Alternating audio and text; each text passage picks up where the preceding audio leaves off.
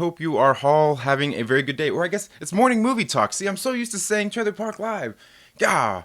Well, again, thank you all so much for being here for yet another video here on the Second Street Marvel. Thank you so much. And in case you guys haven't seen recently, I did recently hit 350 subscribers. Yay! Thank you all so much.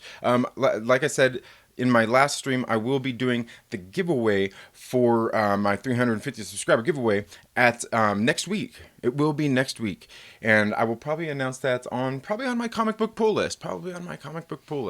So you guys can make sure to get on here, make sure you're subscribed, and have your notifications turned on. But most of all, you have to leave a comment down in the comments section to get entered into that giveaway. So I hit it like I think probably here over the weekend, but I'm leaving it open for like about another week, so you all have time to make sure that you get entered. You have as many chances as you want, because I go through and through the through the comments and everything, and that's how I do it with TubeBuddy and all that kinds of stuff. So yeah, that's how I'm going to be picking that winner. So again, thank you all for helping me hit 350 subscribers. I greatly appreciate it. I appreciate all your guys' support. Now, the other thing I wanted to do is I wanted to give a big shout out to my second Patreon supporter. That's right, I got a second Patreon supporter. Can you believe it? Somebody else was actually out there nice enough to become my second Patreon supporter and donate $1 per month. Now, I actually just, for Patreon supporters, I actually just released a video on there today for my Patreon supporters where you can go check it out. It's actually a comic book review I done, and actually, you know what, my Patreon supporters, I'm asking for your input. And my new Patreon supporter is Jay over at Drunk3PO. In case you guys don't know who Drunk3PO is, you should go check out his channel.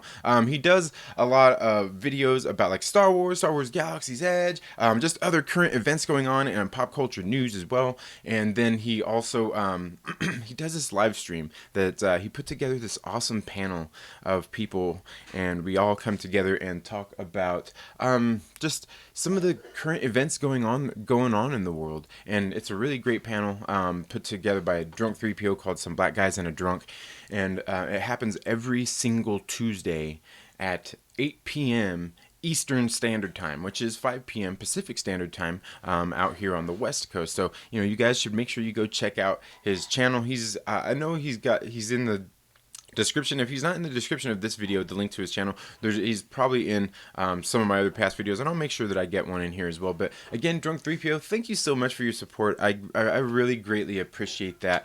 And like I said, Patreon supporters, Tracy, Drunk 3PO, please go on there on Patreon and check out that video I posted, and I couldn't quite figure that out, so I just put the link in the post that I did there. And let me know what you guys think about that review I did. I've shot it a couple of times, this review, and I kind of feel like, you know what, I don't know if I don't feel that confident about it, only because like I feel like I wasn't.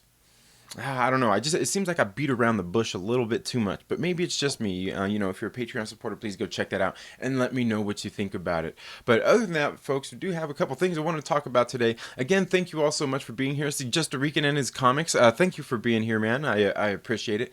Now,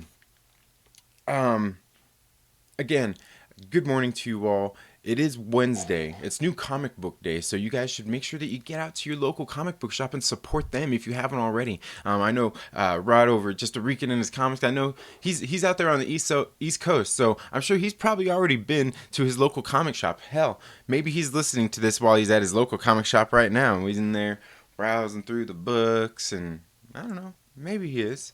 But again, thank you all so much for being here. I do greatly appreciate it. Now, in case you guys don't already know, I did start this new stream to talk about movies, just film talk, and talk about different things like that. I know there are some people out there who don't like the John Campea show like I do. I watch the John Campea show every day just because I don't know anybody else who really talks about movies or anything like that at that time of day when they kind of have my attention. And and people who know their stuff. I mean, there's a lot of people out there that talk about movies and things like that. But one of the things that I like when I come to channels is when they actually have something targeted and something to say. They actually have topics they want to talk about. And not to say anything bad about anybody else. I mean, hell, I mean, sometimes I've been here on my show and sitting here like kind of stumbling over things like, oh, what am I going to talk about? Especially doing a daily live stream. You start to, do you start to run out of things to say? No, but you got to start thinking of topics to talk about, relevant topics. And if you guys follow me here, I'm not really into doing all the updates on like all the, some of that clickbait news that, you see a lot of channels out there doing, because you know what, there's other channels for that. And they cover those things quite well when it comes to these things. And one of the things we're going to talk about here is Andy Serkis being cast as the director, or is he cast as the director or announced as the director? He's being announced as the director for the new Venom 2 from Sony Pictures that'll be coming out. I'm sure it'll probably be in the next couple of years. But I don't know. I don't know about you guys. Let me know how you guys feel about that down in the comments below. I got to tell you one thing.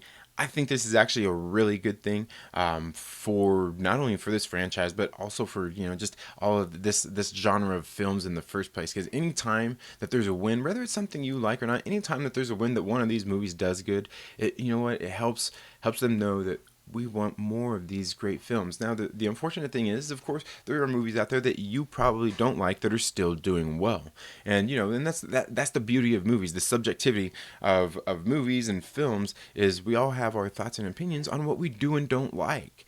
And I can tell you, I certainly do. Now, there are movies that even I don't necessarily like that I can actually, go out there and scrutinize and be like, what, it's not a bad movie. I just don't like it. I just don't like it. But yes, Andy Serkis being announced as the director.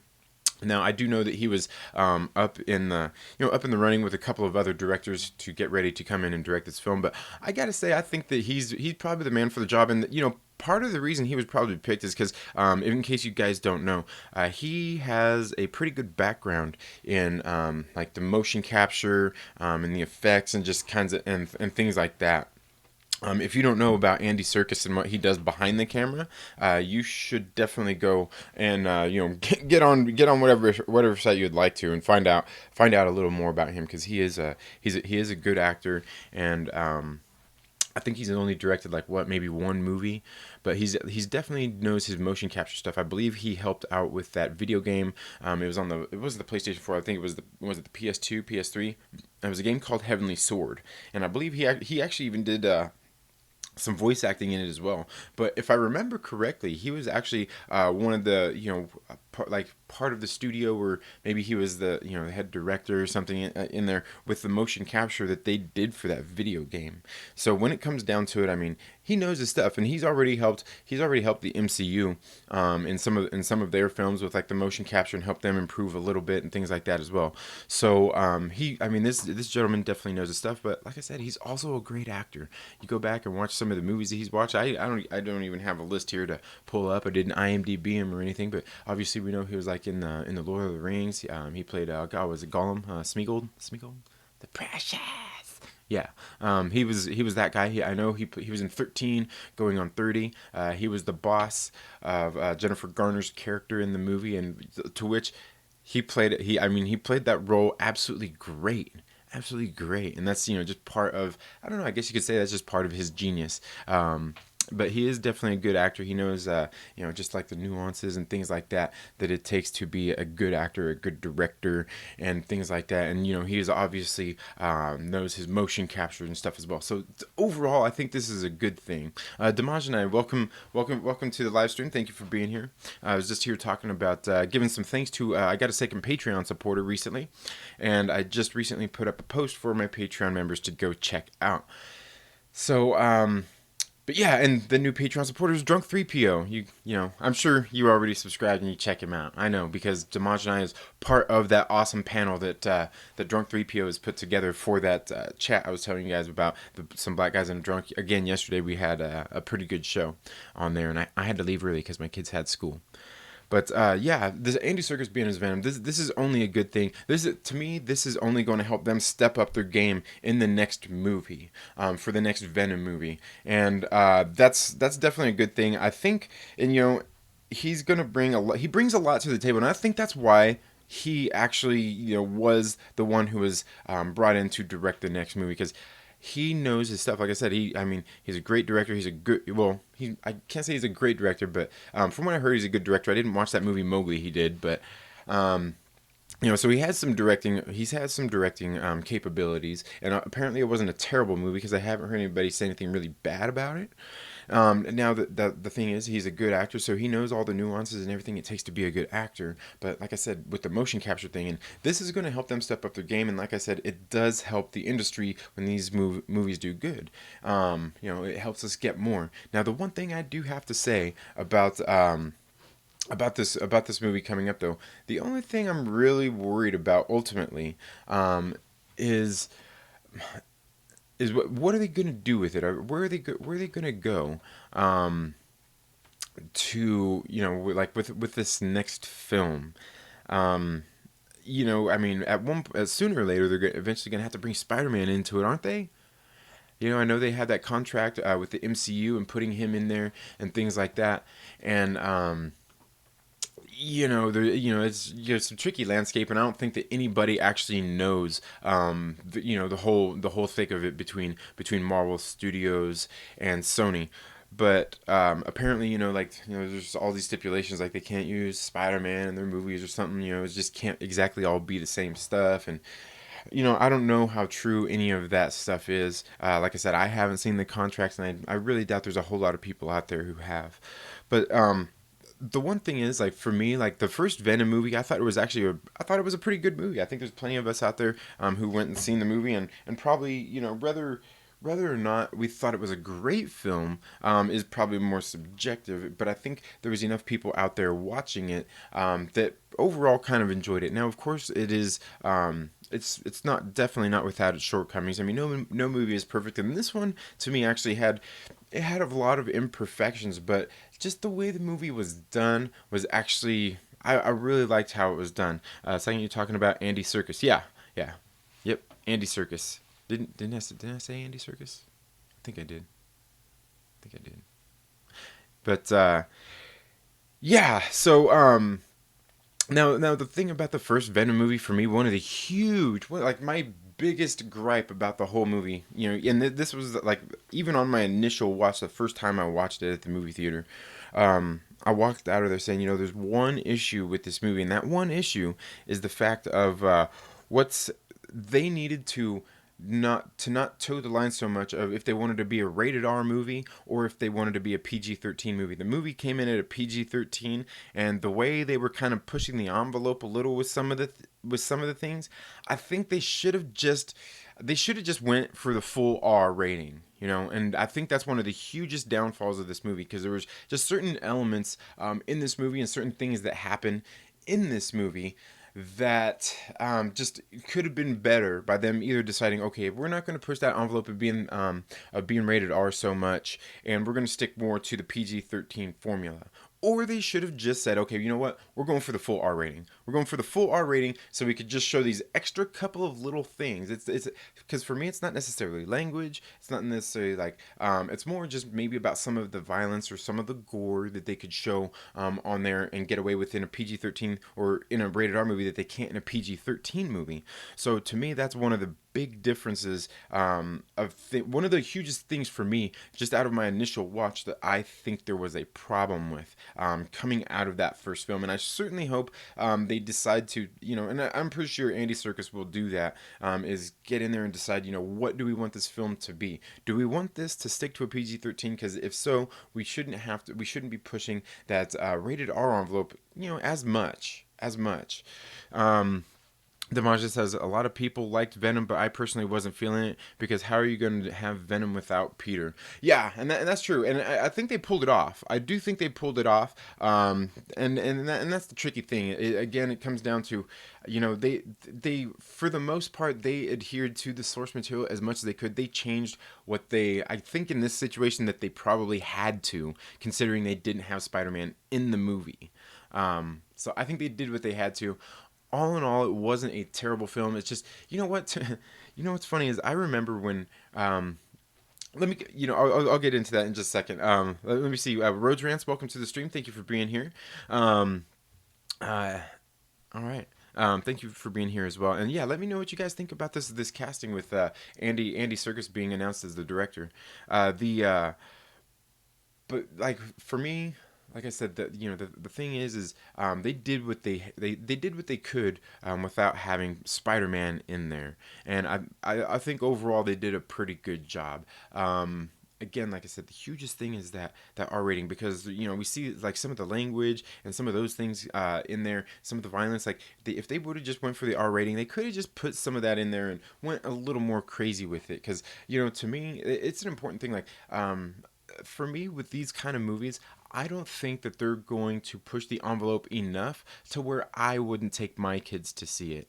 I took my kids to see Logan at the movie theater, not even knowing what it was going to be. I can't remember if I took them to Deadpool or not. I may have went to Deadpool alone, but they've seen Deadpool. My kids are 9, 8, and my son is 4. He's getting ready to be 5 here at the end of the month. Now the thing is I've taken my kids. They watched Logan. I took all my kids to see Logan, and like I said, they've seen Deadpool. They've seen Deadpool 2 and all of that stuff. So now for me, the thing is like when it comes to Logan, that wasn't for me. It's not necessarily so much about the language. I mean, yeah, they dropped the F-bomb a few times, and I'm sure they put that in there just because they could at that point. And honestly, that's probably how Logan would have reacted in some of those situations. Just given the character, and the same thing with Deadpool too. And there's an argument to be had here, and maybe I'll get into that in a little while, between the R ratings with some of these movies and whether they need to be or not. And I've just discussed that in the past. But for me, like the one thing with Logan, the most important thing with Logan, or even any of the X-Men movies that he was actually in, which was all of them but one of them, right? Well, I guess two of them. He was kind of in one. The second one, he was kind of in it, but like, was he really? I don't know. It was just like a little short cameo. We all know what I'm talking about, in First Class. So the thing is, like with Logan, it's not so much about the language for me. I mean, they could have not tossed the F bombs in there or anything. They could have just left it at putting in the blood when they're cutting off limbs and things like that. Because I think, even a kid probably sees that, like in the old X-Men movies and everything, when he's sitting there jumping into people, impaling them on his claws and cutting off their arms and all that stuff, and you don't see blood flying. I mean, it's just something, for me, it takes away from the movie, because like you cut off a limb, like you don't have blood. Were his claws hot and he cauterized the wounds as he was cutting through? Kind of a little joke there, if anybody might get that. But the point being is, I think that blood is, that part of the violence is something that needs to be there in a movie featuring Wolverine, where he's sitting there cutting off limbs. I think even kids understand that. Which brings up something else they were talking about in the chat yesterday. God, what was it? Shellback had mentioned, in there he sent in a super chat, because we were talking about, like the gun violence and everything. And I'm not going to really get into politics here or anything, as far as that is concerned. But they were talking about, we're talking about the video games and all that stuff and the violence and it desensitizing people to violence and things like that. Now, while I do completely understand that argument and I get it, I think there is something to be said there. I also think that sometimes maybe these kinds of things, being exposed to these kinds of things, can be a good thing. It's not for everybody. It's not for everybody. And the reason I say that is because let's just say, you know, and to me, that's the thing about like the desensitizing of violence. It's not necessarily that. It's just, some people can handle situations that others can't, and that's the thing about seeing these kinds of things and kind of being exposed to these kinds of things. And it's something delicate. You have to decide for yourself or your children or anybody like that if you want to be exposed and see these kinds of things. But the one thing is like, say some real situation goes down, like some of the things that we've had recently happen. Who is going to step in and do something? Who is going to, if there's people out there who aren't used to the violence or not even used to it, because none of us would really be used to that, but is not able to take that in and still keep their wits about them. There's ultimately nobody there to save us, and and I feel the same thing goes with like the fire department, the police department, just all these other kinds of people too that deal with these kinds of situations, these life or death type of situations. Is you never know what's going to happen. I know one of the last controversies, people were talking about the security guard or this cop that had a gun and didn't do nothing. And the thing is, and he'd been a police officer for years. And the thing is nobody ever knows what they're going to do until you're actually in that type of a situation. And that's the thing is you got to be, I'm not saying you got to be, but I think some of that comes into play where they're, and I think that's why being exposed to it will somewhat tell you if you're one of those kind of people of like, okay, like I can handle this. I can handle this. I'm keep my sanity about me, just as through the movies and everything. Because there are people who see some of the violence and the gore in these movies and don't like it and can't handle it, and that's perfectly fine. There's not everybody's for that. There's people out there who can't handle scary movies. Even like when I see these scary movies, I'm like, this isn't even scary. This is garbage. Like it's not even that scary to me, but to other people it is.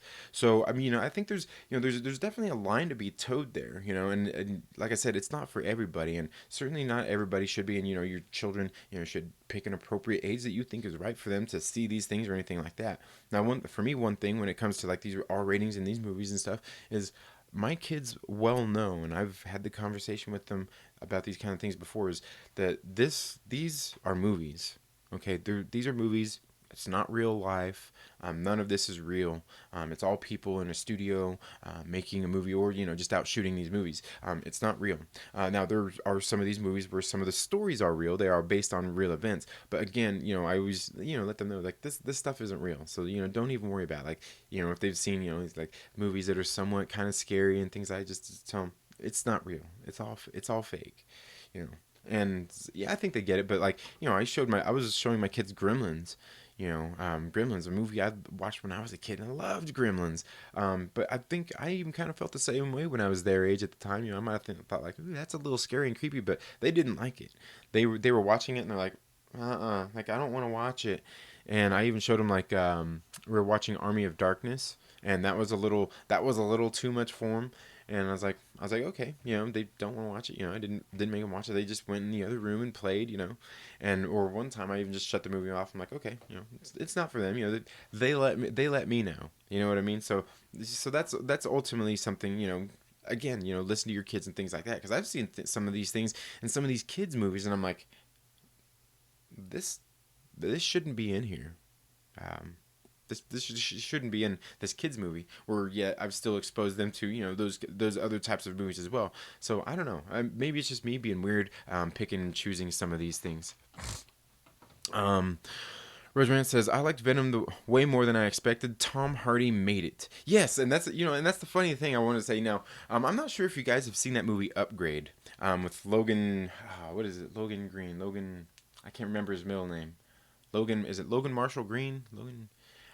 He was in this movie Upgrade, and he's got a look to him that he kind of looks like Tom Hardy, and just not as, I don't know, he just don't look as thick through like his face and his neck, I guess, for the most part, because Tom Hardy usually seems to look like kind of big. He's and I've seen him in times in movies where his neck looks a little skinny, where he's a little more slim and everything. But the funny thing is, I remember seeing the trailer for the movie Upgrade, and the first time I was watching, I'm like, is this a new Venom trailer? Like it seemed, it seemed very much like that. And if you guys haven't seen the movie Upgrade, you guys should go watch that movie.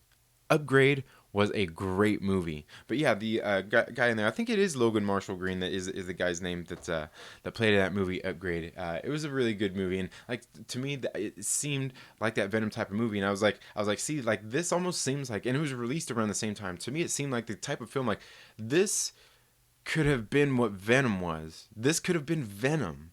You know what I mean? And that's why I was like, man, it was really weird when those came out the theater, because they were so close together. And I remember thinking that too, like this could have been Venom. This could be Venom.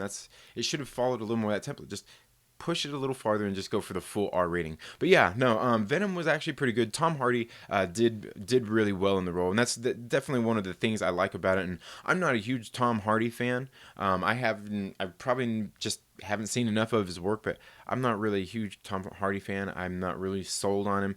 People keep saying like, "Oh, let him be the new Wolverine," and I'm like, no. How about no? How about no? But again, I'm not for fan casting either. Like for me, I think John Bernthal would be perfect. Although he's probably just a couple inches too tall to actually be Wolverine. But I think John Bernthal would be great. And I know there's probably people out there saying, "Oh, but John Bernthal's Punisher." No, he isn't. Okay, for one, that stuff that was on Netflix, that wasn't Punisher. Okay, that was like Punisher light. Okay, I don't even think I could qualify as Punisher, but he did do a good job in that role. But he has that look, I think John Bernthal just has that look, and he has the presence and the dramatic, just the gravitas to him to pull in that kind of a dramatic. Bring that kind of drama to the role. I think John Bernthal would be a very good choice, and of course people have out there throwing out other names like Daniel Radcliffe and what's his name, Zac Efron and Scott Eastwood, and to me, like all of these guys would be good too. Like actually, maybe Scott Eastwood, the least of them. I think Zac Efron would kind of be good in the role. I think he's a couple years older now than Hugh Jackman was when he got cast in the role. But certainly like Daniel Radcliffe, he's definitely got the acting chops for it, but he's got the height right, and slap 10 pounds of solid muscle on that dude, man. Just not only get him fit, but then slap 10 pounds of muscle on him because he's short enough. He'd probably look the role pretty quick. And like I said, I think he's got the chops. But again, I'm not for fan casting, so I think a lot of these people could be great for the role either way. But again, I think John Bernthal would be great. But Tom Hardy, like I said, I'm not a huge fan. I don't think he's terrible by any means. But I definitely need to go back and check out some more of his work, and see what it was. Yeah, Venom wasn't bad, but the one major flaw, it had no Peter. Yeah, agreed. It's just hard to do stuff like that. And like I said, I think they did the best they could do with what they had. It takes a certain type of movie to actually be scary to me. For the most part, the jump scare and gore, meh. Yeah, and me too. You know what I mean? And the one thing I think for most directors, or like a really great director and things like that, when they're doing the horror movies, is the one thing that seems to work the most when it comes to a great horror flick is just that build up. It's not actually seeing anything. Like if you've ever seen like the Evil Dead 2, basically like the evil spirit, the horror that it's just always chasing, just going along. That, stuff like that, just little nuances like that are what actually make it scary. It's something that you can't see, something that you can hear, something that you can feel, because a lot of times actually seeing that stuff on there, it just doesn't work. Like sometimes I've been in movies and stuff a couple of times and had the jump scares go on. I'm like, oh, well, they got me, but it wasn't really scary. Like you just got a jump scare out of me. Was really about it. So yeah, I mean, I think, and again, I think that's one of the things is when it comes to the horror genre, and maybe just from being a kid, and I think that's maybe what it is. Some of us hold on to from when we were kids and seeing some of these movies and be like, ooh, that's scary. Like to me, I see like some of the movies from like the 20s and everything. Like it's been forever, but when I was a little kid, I seen, was it Nosferatu? Some of the, I don't think I even seen the whole movie, but some of those Draculas and stuff, those seemed creepy to me because just the lighting, the black and white, and just everything that played so well together. That actually those seem a little more scary to me than some of the stuff that we get nowadays with all the gore and things like that. So yeah, as far as the scary movies, yeah, it's a hard thing to do. It's less about what can be seen and more about what can be heard and felt, I guess. Upgrade was awesome. Yes, he does look like Tom. Yeah, he does. I remember when I seen that trailer, I was sitting there like, did they cut? What happened here? And then I realized it was like a different movie. Like the first few seconds, it looked like it was that, and I was like, something happened here. And then I realized like, oh, okay, like, well, that movie looks good. Roadrunner says, I've seen the trailer for Upgrade, but haven't checked it. You know what? Like, I got to tell you, I'm not sure what kind of films you might be into, Rhodes Rants, but I will tell you, man. Um, if you wanted to, it'd probably be better to just invest in buying that movie than to go rent it, unless you're watching it on like Netflix or something, or if you get a chance to see it for free, because it's a great movie. It's a great movie. It's like a no, how would you kind of like Venom meets um, Limitless meets Death Sentence, like a revenge type of flick. Is it was good. It was definitely good. I liked it. Yeah, just the whole premise. They did a lot of good setting up for it and everything, just for the kind of budget they had for that movie, I'm sure, and for no more than they probably spent on making that movie. That movie was really, really excellent. Really, really, really well put together, and I would highly suggest it. He said, "Yeah, I'm a big Hardy fan. Bernthal is good too." Yeah, and like I said, Hardy's he's not bad. You know, I've never seen him really in anything where he's been bad at all. Just not a huge fan. I could say the same thing about like Kate Blanchett. I'm not like a huge Kate Blanchett fan, but like everything I've seen her in, she's excellent. You know, she's an excellent actress. I'm just not a huge fan of hers. Just not a huge fan. Which is weird, like I said, because she's a great actress and she's in a lot of movies. But I don't know. Like, did you ever see The Gift? Sam Raimi's The Gift. Keanu Reeves is in it. Kate Blanchett is in it. Greg Kinnear. I was talking about this one on the show a while back too, but yeah, that one was a really good one too. Bernthal was great as a Punisher. Leave him there. No. Yeah, I gotta disagree with you there, Dimajan. I just, to me, I didn't like that Punisher series. Most of those Netflix series for me though were pretty hard to choke down in the first place. They I don't know. I think a lot of it comes down to budget and production value. But not only that, I mean, obviously, like I think producer credits, directing, and things like that. Just and that's the thing about the TV shows is I don't care what TV show it is, they're always just a step down from the production that you could get from a movie and everything like that. And that's obviously a given because they're not being made for theatrical release. And now you could argue there are other shows out there, but I don't think they necessarily follow the same format as a lot of these TV shows. Is like some of the things like HBO does, or that I think is it Cinemax has done some of those too. Some of the originals they do, like Game of Thrones is obviously a huge one, and they've obviously spent a lot of money in budget and production on those kinds of movies. But again, they're formatted even a little bit differently than these series that are coming out from Netflix. But again, I didn't like any of the Netflix stuff. Like I said, for me, that the Punisher, it was Punisher light. But I did like Bernthal as Punisher. They just couldn't make that character right for that TV show there on Netflix. They just like he wasn't hardcore, man. I mean, to me, that just wasn't Frank Castle, Yeah, and that's just me though. But again, it wasn't terrible. It wasn't terrible. It just wasn't my cup of tea. But most TV shows aren't. Most TV shows aren't. I owned a horror website for a decade. I like Death Sentence. Oh yeah, Death Sentence is one of my favorites. Man, I love that movie. Man, Kevin Bacon is it, and just the whole setup too. Like I didn't know what type of flick it was when I first went to watch it. I mean, I remember seeing the previews, and you can tell, like his family was killed. He's gonna go out. It's gonna be a revenge type of flick. But then, like to me, it all seemed pretty. I just like the turn a lot of these, like a great revenge flick takes. Like they all seem pretty good and pretty grounded in reality for the most part. And then just there towards the end in that last act, something like they just kick the door down and go over the top with stuff. And I love what they did in that movie. And that's what I love about some of these great revenge flicks is when they do that is they decide to go ahead and kick that door down and go for the full revenge flick. Which reminds me, God, what was that? What was that movie that just recently released? God, was it last year, the year before? It was supposed to be. They advertised it as like somewhat of a biopic on Bruce Lee, and it was really about the character, the kid. He was playing like Steve McQueen, being trained by Bruce Lee, and it was about the fight that Bruce Lee had in San Francisco for being able to teach the dojo, and have his classes and all that stuff. When he, I'm even forgetting. The guy's name in the movie, but they went to fight, and then there towards the end, it just went like over the top and ridiculous. Like the whole time you're sitting there kind of like, well, okay, like it's not a bad movie, but then towards the end they just go over the top and ridiculous with some of the stuff. I'm like, what The hell? What's going on in this movie?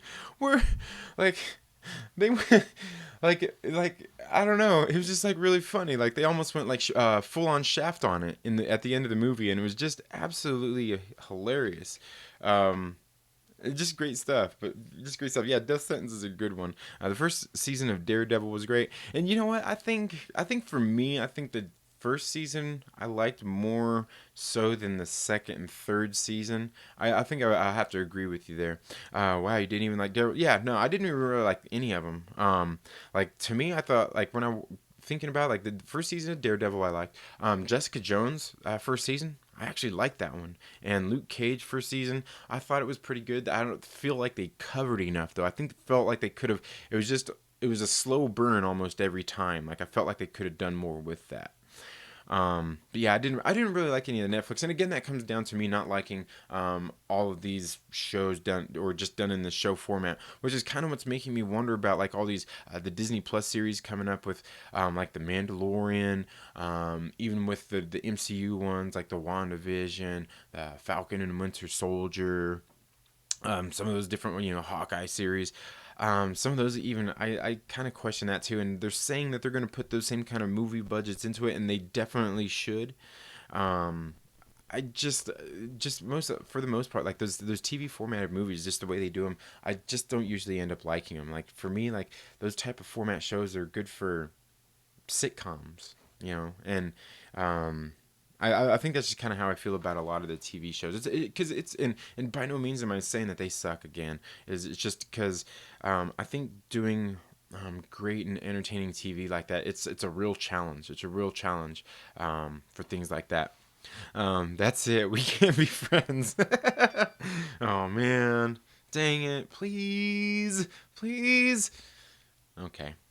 Nah, I know you're just kidding, man. But again, like I said, I mean, I don't think they suck or anything like that. I just know that they're not for me. They're not my cup of tea. Kevin Bacon is so underrated. You know what? And Kevin Bacon, I think they did that. What is it? 6 Degrees of Kevin Bacon or whatever. Like everybody in the industry has worked with this guy or has worked with somebody that basically worked with this guy. And yeah, Kevin Bacon is great. He's great. And man, I mean, he's starting to look a little older now, but he almost looks ageless too. And it doesn't seem like you ever hear. He's one of those other actors that you hear that we've known about forever that you rarely ever hear any real drama surrounding this guy. He's kind of like Keanu Reeves. He's just got just seems like he's just an actor. He's a good dude. Making great movies and not really being controversial or anything, and that's I think that's kind of nice and refreshing when we get people who can avoid all of that stuff, because there's far too much of it out there. um, but yeah, Kevin Bacon is great. I've gotten to a point where I think TV series are better than movies. More time for character development and interaction.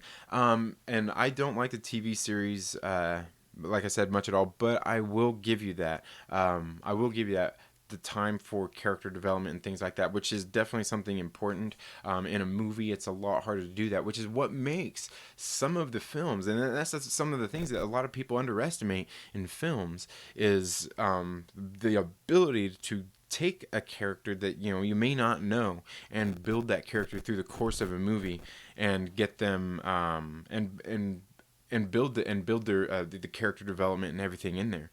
Certainly a challenge to do in 90 minutes, 2 hours, or however long a particular movie has to be done in, which is, like I said, that's one of the part of the things that makes it a great movie so great. Maybe I need to make that one of these a topic one of these days, is what makes and really nail down on it, is what makes these great movies. And a lot of that is that character development in that short amount of time in a movie, and the ability, you could go back and watch Goodfellas and see how they do there. Like throughout the course of the movie, you get introduced to the characters, and like almost immediately off the bat, they let you know who the character is, what they're about, and then they take us on the journey with these characters to see who they are and what they're going through. So yeah, it's definitely a tricky thing to do in a movies, because you have that much less time to do it in. Whereas, but unfortunately, I think sometimes for some of the TV shows, some of them actually suffer for that too, where they spend too much time kind of developing a lot of that. And I think, I think that's probably one of like my biggest problems. Like one of the only TV shows that I watch of out of any of like the nerdy stuff, like the DC, Marvel, and all that stuff, is Agents of Shield. I like Agents of Shield. Yeah, I know. I know, right? Like you don't like the Netflix series, but you like Agents of Shield.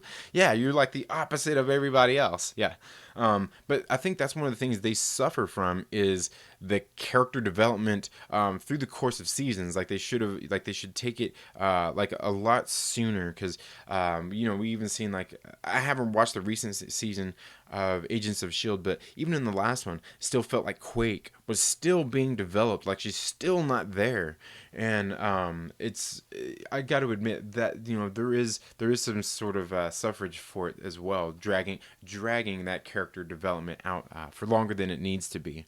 But again, and I think you did nail something right there, and we'll talk more about that. The Mandalorian is a show I'm building my channel around. I think it's going to help Star Wars a ton, and it will. It will. I mean, obviously we got Jon Favreau in there producing it. I think he directing the first episode even. Yeah, he. It's definitely. I'm definitely looking forward to the Mandalorian. But again, that just comes to I trust in Jon Favreau for those kinds of things, and that's ultimately the other thing is kind of the topic that I wanted to start off talking about here is what does make a great film. I mean, it's not like for me when I was younger. Obviously, I didn't know as much about movies. I was still developing my love and appreciation for films, and one of the big things is that you look at and a lot of people look at is the actor. And really the actors are only playing the part in the movie. But the more important thing for me nowadays is okay, who's directing this film? Okay, what else have they done? And it's not that they have to do much to get on some of these big blockbusters and do everything and stuff like that. Like you can go back and look at Jon Favreau's catalog before he did Iron Man, and you can see he didn't really do a whole lot, not necessarily in this genre because it was still kind of coming out at that time, but like these big budget productions with all the CG and everything like that. So, like what is it that makes a great film to you? Like for me, it's not only just the actors. I mean, the actors are probably the smallest part of it. To me, it's more like, like I said, the director, who's directing this movie? The producer, who's producing this movie? What else have they produced? What have they done in the past?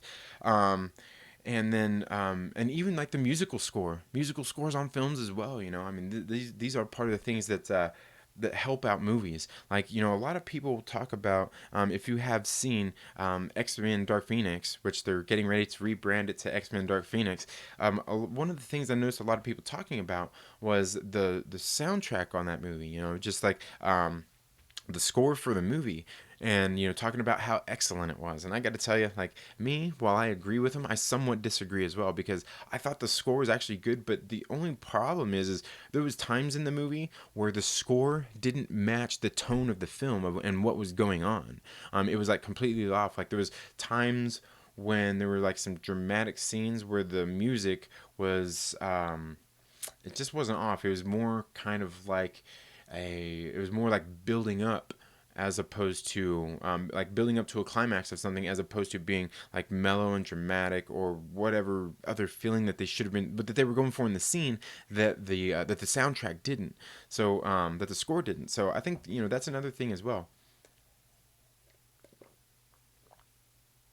But definitely, a lot of things comes down to also, I mean, like the director of photography as well. A lot of these things come into play. A lot of people don't pay attention to these things, and to me, that's one of the things that really makes great films, is when you get a great director, you get a great producer, you get the right camera guy, you get the right casting agent to go out there and get the right people for these roles and things like that. And one of the greats out there that we can tell, one of the greats for me has always been like Bill Pope and Sam Raimi. They did Spider-Man 2 together. I think they even did Spider-Man 3. I believe was Army of Darkness was one they did together as well. But they've worked together a couple of times as well. And these guys, they work well together. Bill Pope just knows how to frame shots, how to direct, how to like camera movements and all that stuff, as well as Sam Raimi, just from his whole history of the movies and types of films that he's directed. You know, he's somebody who doesn't not that he doesn't use CG in his films, but he is more of a practical effects kind of person. And by the time you marry what Sam Raimi likes to do and direct on screen, along with a great director of photography, cinematographer like Bill Pope, I mean, it's just absolute bliss. And that's to be one of the huge things about like Spider-Man 3. Like, there are a lot of bad things about Spider-Man 3. We can talk about the characters in there, the story, and most of the problems with that film are the story, as opposed to really anything else that's going on. Like the film is shot beautifully. The directing again, I thought was good, but it's that story. The story is what was really, really lacking for that film. But again, I mean, you just go back and watch it. It's beautiful to watch. Now, the only thing is like I said with some of these things, because I was watching those films not too long ago. Here a couple months ago, is what I noticed was the hugest thing. And again, he's not a CG guy. Is where it comes down to is some of the CG in those films was really lacking.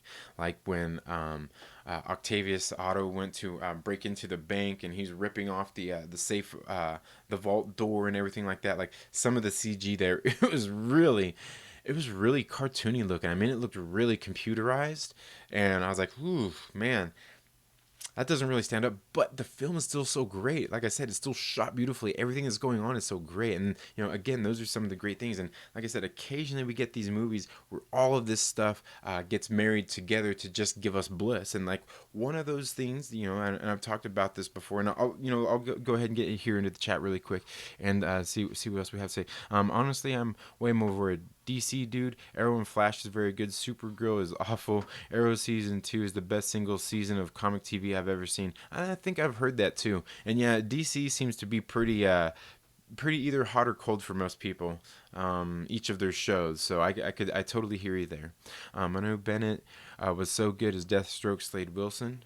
For the record, the Lion King was great, but it's not a popular take in the community. I haven't seen. I haven't seen that the live action one. I haven't seen that. And again, I'm just not really into like the live action remakes and stuff like that. I think the ones I've watched were Beauty and the Beast and Cinderella. I thought Cinderella was really well done, and most of all for the characters, just the people that got casting. I thought the casting was pretty good, but then Beauty and the Beast, I thought it was okay, but again, like it was just like watching the cartoon. So I think there's definitely some leeway there on these films. Drunk 3PO, welcome to the chat, and again, thank you for being a Patreon supporter. I was giving you some praise at the beginning of the beginning of the stream. I greatly appreciate that. Now. As I was saying, so the beautiful thing is when you see some of these movies and when they actually start to all come together, when you get that great director, you get that great cinematographer, you get that great score, you get these great actors. Sometimes, occasionally, we get bliss. We just get bliss, and that comes down to things like, you go out there and you watch a Goodfellas, you go out there and you watch The Departed, great movies, great cinematography, great films, but then, just occasionally we get an Infinity War, and I've talked about this before. Infinity War is an absolutely great movie. Now it is a very long movie for everything that's going on. There's a lot crammed into the movie. It's very, it's a lot to take in that movie. But I've talked about this before. There's a lot of great directors out there, people who make more like serious movies. And I say that because that's what a lot of people would say about these comic book films, is that they're not serious movies. You occasionally, but we get this marriage of where they've got everything in there that just works so perfectly, and there are great filmmakers out there who haven't made this great of a film as Avengers: Infinity War is. But again, they when it comes to a movie like Avengers: Infinity War, is they've got this whole built up universe around it and all these toys to play with to make it great. And by no means does that mean that makes it easy, but it does help in the fact that okay, we can use this, we can use that. You got a little more to pick and choose from than when you're just making one single solo film. and putting it out there and marrying all these things together as well. Because like I said, here they've got a bunch of actors who have worked together for years, and they all seem to work synergistically together, along with the directors and the producers. They've been doing it for a while, building that universe. So in a way, it kind of makes it a little bit easier, but a little bit more of a challenge at the same time. But again, it's just one of those rare times where we get the marriage of all of these things together and get a truly great, just like cinematic masterpiece. And not and most of these movies that are those types of movies that are really groundbreaking films, they're not for everybody. Not everybody always likes them. And we could go through all the classics out there, and I can guarantee you there's people out there who just absolutely love them, who will tell you that they're great movies, and there's people out there who don't like them, and there's probably even people out there like me who will tell you like, this movie I didn't like it, but it is actually a really great film. And that's just some of the having some objectivity, to I guess the process, because I try to be objective about a lot of these like movies and things like that. I try to be as objective as possible, but all of these mediums are still subjective. So that's why I say when it comes down to it, if I do a review on whether it be a comic book, movie, or even a musical album, is they're all so subjective. So what I like about it is may not be what you like about it. It might not be what so and so likes about it. Maybe everybody else likes something completely different about it, and that's the beauty of the subjectivity about it. But then also the hardest thing to do, for a lot of people, is to be objective about it as well, and be able to say something like, you know what, I didn't like this movie. It's not for me, but it is an actually really great film. They did all these good things. And because like I said, I've seen plenty of movies out there that are just like that I don't like, that people just absolutely love. Like Super Troopers being one of them, and it's just like some silly, stupid comedy. I just don't like it. Rodran says, best movie I've seen since Infinity War. Which one? That's why the Dark Knight trilogy is so good. Comic based, but yet they are real movies. Yeah, I hear you there. And you know what? I'm not really big on the Dark Knight series. I like them. I just like and I think to me, because it's like the same, like for that exact reason that you're talking about. Like they're more like real movies as opposed to like these comic book movies. And there's nothing wrong with that. But again, you can go back and you can watch their God. All of a sudden I brain farted on their names. Christopher Nolan and his brother, they get together and they do these films, and they're absolutely great. These guys are great filmmakers, and we can see that in all of their work. And like I said, I'm just not the huge Dark Knight trilogy fan, but I do like those movies. But these directors are really great. The Nolans, I can't say there's a film of theirs that I've seen that I could even pick at and say, this isn't that good. Because like one of my absolute favorites was Memento. Classic film. It was absolutely great. Insomnia was another good one. And these dudes, yeah, they make, and the thing is because I think for me, what's so good about what they do is because they, like, all of their movies are more almost like psychological thrillers as to being like a crime drama based on, superhero based, with Dark Knight. And that's the thing, is that a lot of them always seem to be like these psychological kind of thrillers, and that's the one, they seem to do that, and that's really good. And you know what, I got to admit, guys, I haven't watched Dunkirk yet, and I need to. I know I need. Don't beat me up, please, because I've heard how great of a film that is, and I know it's a great film. It's got to be, because it's the Nolans, but don't beat me up for that. But I do plan on seeing it, because again, those guys are great directors. And yeah, but that is part of the thing. And then, like I said, we can see like films like Infinity War are just so hard to come around, because you can even look at the very next movie they did, which was Endgame. And I'm telling you, Endgame, while it is a good movie, there are many great things about that movie. It's nowhere even close to as good as Infinity Wars. It's almost night and day, how the difference in the type of movie they are, and their level of greatness, I guess you could say. Because believe me, there's some things, and I've never really done like a full-on spoiler review of Avengers Endgame and broke it all down.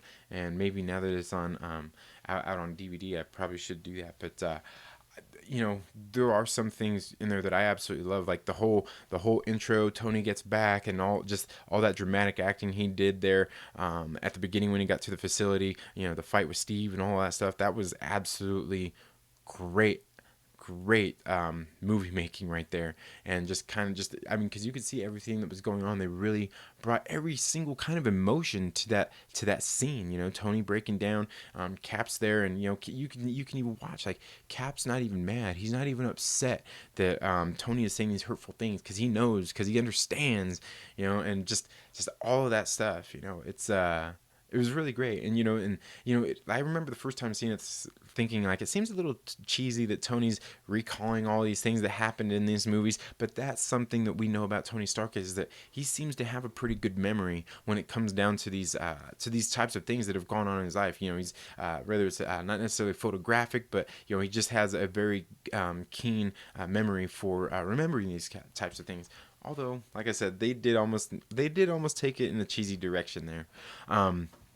But yeah, and that's, to me, again, it's very rare that you get these great films like that, because again, I don't think Endgame even comes close. And another reason for that is because, like, Endgame is a movie that you can't go into cold. It's not, there's you like Endgame is the one movie, I would say, out of all of these films, that you basically have to be invested in all of these films to really get a whole lot out of it. I mean, it's a great movie, and you see plenty of good things. You could still extract stuff out of the movie and pretty much kind of guess where you are. But without everything else surrounding it, I mean, it just completely falls apart. I mean, it really has no legs. Whereas Infinity War, it does some of those character introductions and just kind of builds everything else up a little more. You could view that more as a single film by itself, without needing to know a whole lot more, as opposed to Endgame, where, like, there is no payoff if you haven't watched everything before it. Um, and I think that's just one of the few downfalls of that film. But again, I just don't think that Endgame is as good as Infinity War either.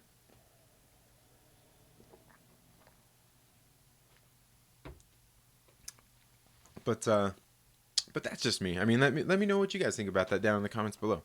Um, Memento is excellent. Yes. Oh man, it's such a great film too. I remember. I'm not sure if it's on the DVD that I own, but I remember there was a release of it where they had one of those, like, little options or Easter egg things where you could go in there and it would actually play the movie in order, like from start to finish. Because basically all the black and white scenes are basically from the start of the movie, and then all the black and white scenes basically go chronologically, and then all the color scenes, the ones that are shot in color, basically all go backwards from end to start. And obviously at the very end, they marry each other into the end. But I remember there was a DVD released of it, and that was like one of, like, the little Easter egg things that they tossed in there was was having where you could go through and watch it, like, chronologically. And I'm kind of like, I don't know, I wonder, I never tried to do that, but I wonder, does the movie have as much impact if you watch it that way? I just kind of wonder how that is.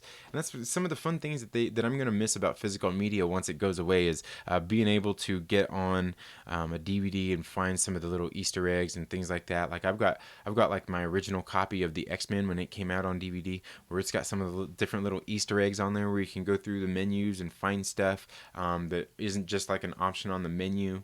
It's one of these things I'm gonna miss about definitely gonna miss about physical media.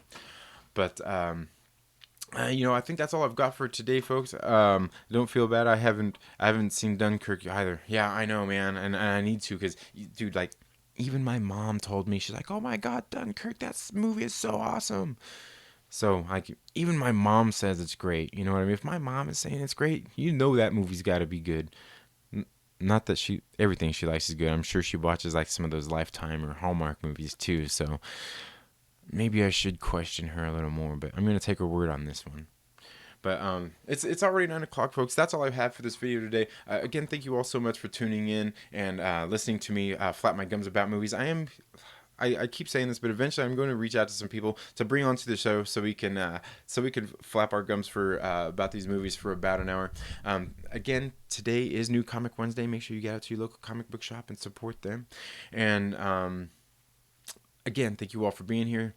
Again, thank you to my Patreon supporters. Go there on Patreon and check out a video that I dropped on there. I need to get your guys' input on because it's a video that I've shot multiple times, and I just don't feel comfortable with it. I feel like I beat around the bush too much, and that's. I don't know. It seemed like it was longer than it needed to. Thank you all so much for tuning into the Second Stream Marvel today. If you haven't already, please make sure you're subscribed. Click the little bell so you get notifications anytime I've uploaded new content. And make sure you give this video a thumbs up. And if you don't like it, give it a thumbs down. It's all good. I honestly don't really care. But most of all, make sure you share it with a friend and invite them to come hang out with us here on the Second Street Marvel. You all have a good day. Have a great rest of your week, and we'll see you in the next video. Later.